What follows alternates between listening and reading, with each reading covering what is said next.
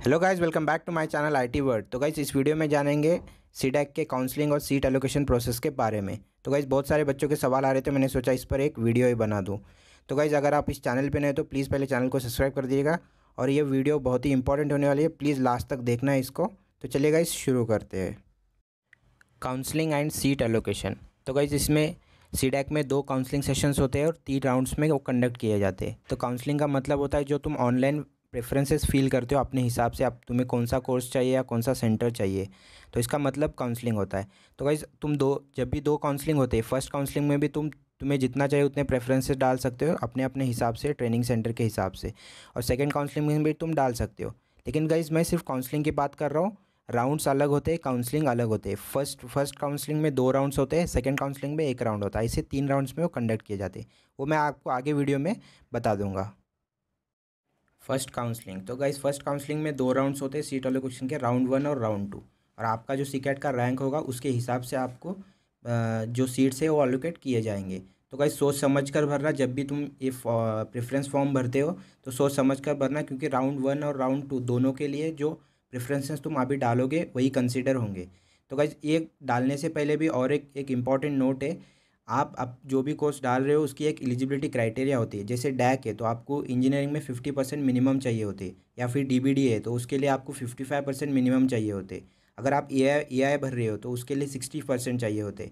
तो गाइज ये देख कर आप प्रेफरेंस डालिए, क्योंकि अगर जब आप ए डाल देंगे, आपके अगर 55% है इंजीनियरिंग में, आपने ए डाल दिया, ए का तो 60% है, तो आपका एडमिशन कैंसिल हो जाएगा। तो गाइज ये ध्यान में रखिएगा। First round of seat allocation. तो भाई इसमें क्या होता है, फर्स्ट राउंड में जो तुम प्रेफरेंसेस डालते हो तो उसके हिसाब से कैंडिडेट को अपने अपने सीट्स एलोकेट हो जाते हैं। तो भाई इसमें दो सिचुएशन रहती है, एक जिस बंदे को कोई ना कोई सेंटर एलोकेट हुआ है, और एक दूसरा जिसने ऑप्शंस डाले लेकिन उसे कोई भी सेंटर एलोकेट नहीं हुआ है। अगर जिसको सीट एलोकेट हुआ है उसको गाइज मस्ट होता है एक 10,000 प्लस जीएसटी का अमाउंट टोकन भरना, कि तुम सीडैक में एडमिशन लेने वाले हो, उनको एक कन्फर्मेशन चाहिए होता है। अगर अगर तुम ये कंफर्म नहीं करोगे तो वो लोग तुम्हें सेकंड राउंड में कंसीडर नहीं करेंगे। तो गाइस जिसे सीट अलोकेट नहीं हुई है वो डायरेक्टली सेकंड राउंड के लिए कंसीडर किया जाता है। लेकिन अगर आपको सीट अलोकेट हुई है, अगर आपने 10,000 नहीं भरा है, तो आपको वो लोग सेकंड राउंड में कंसीडर नहीं करेंगे। Second round of seat allocation. तो गाइज जैसे ही पहला राउंड ख़त्म होता है उसके बाद जब आपको 5 दिन का गैप रहता है तो उसमें आपको वो 10,000 भरने होते हैं जिसको भी सीट अलोकेट हुआ है।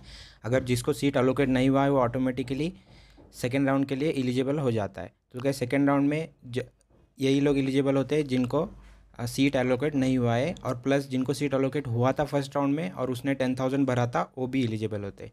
अगर तुम्हें सीट अलोकेट हुआ था फर्स्ट राउंड में, अगर तुमने नहीं भरा है 10,000, तो आप सेकेंड राउंड के लिए एलिजिबल नहीं रहते हो। तो भाई जैसे सेकेंड राउंड में जो कोई भी अलोकेट हो जाएगा, जिसको कोई सीट अलोकेट हो जाएगा, उसके बाद उसको भी 10,000 प्लस जीएसटी टोकन अमाउंट भरना होता है एडमिशन कंफर्म करने के लिए, और जिसने फर्स्ट राउंड में भरा था उसको भरने की ज़रूरत नहीं है। Second counselling. तो गाइज फर्स्ट काउंसलिंग के बाद जो भी बंदे को फर्स्ट राउंड या सेकेंड राउंड में जो भी सीट अलोकेट हुआ है, अगर उसने वो कॉशन डिपॉजिट नहीं भरा है 10,000 का, तो उसका वो सीट कैंसिल हो जाता है, तो वो सेकेंड काउंसलिंग में आ जाता है बंदा। तो सेकेंड काउंसलिंग में क्या होता है, आपको एक चॉइस फिलिंग दिया जाता है, जैसे कि आप फर्स्ट प्रेफरेंस में भरते थे वैसे आपको भरना होता है। तो गाइस इसमें क्या होता है कि जो वैकेंट सीट्स है और कौन से सेंटर में कितने वैकेंट सीट है आपको दिखाया जाता है वहाँ पर, जब आप सेकेंड काउंसलिंग का प्रेफरेंस भरते हो। तो आपके रैंक के हिसाब से आप कौन से कोर्स के लिए कौन से इंस्टीट्यूट में एलिजिबल हो वो आपको वहाँ पर भरना होता है। लेकिन गाइस इससे पहले आपको 10,000 का डिपॉजिट भरना होता है। अगर 10,000 का डिपॉजिट आप नहीं भरोगे तो सेकंड काउंसलिंग आप नहीं कर सकते। तो भाई 10,000 का डिपॉजिट भरेंगे, अगर आपको कोई सेंटर ऑलोकेट होता है तो आपको वो सेंटर कंफर्म लेना ही पड़ेगा। अगर नहीं लेते हो तो आपको वो लोग डिपॉजिट रिटर्न नहीं करेंगे। तो चलिए गाइज अब देखते हैं सेकेंड काउंसलिंग के लिए कौन कौन एलिजिबल होता है। तो गाइज पहला जो फर्स्ट काउंसलिंग में जिस बंदे ने कोई भी ऑप्शन भरा ही नहीं है तो वो एलिजिबल होता है। और सेकंड जिसको कोई सीट अलोकेट हुआ ही नहीं है, जैसे उसने फर्स्ट काउंसलिंग में उसने प्रेफरेंसेस डाले थे लेकिन उसको फर्स्ट राउंड या सेकेंड राउंड में कोई भी सेंटर नहीं मिला है, तो वो बंदा सेकेंड काउंसलिंग के लिए एलिजिबल होता है। गाइज थर्ड में होते हैं कि जिस बंदे ने कोई ऑप्शन भरा है लेकिन उसने फ़र्स्ट इंस्टॉलमेंट नहीं भरा है, जैसे कि फ़र्स्ट राउंड या सेकंड राउंड में उसको कोई ना कोई सेंटर अलोकेट हुआ था, लेकिन उसने दोनों दोनों वक्त उसने एडमिशन फ़ी जो फ़र्स्ट इंस्टॉलमेंट रहती है वो नहीं भरा है, वो भी एलिजिबल होता है।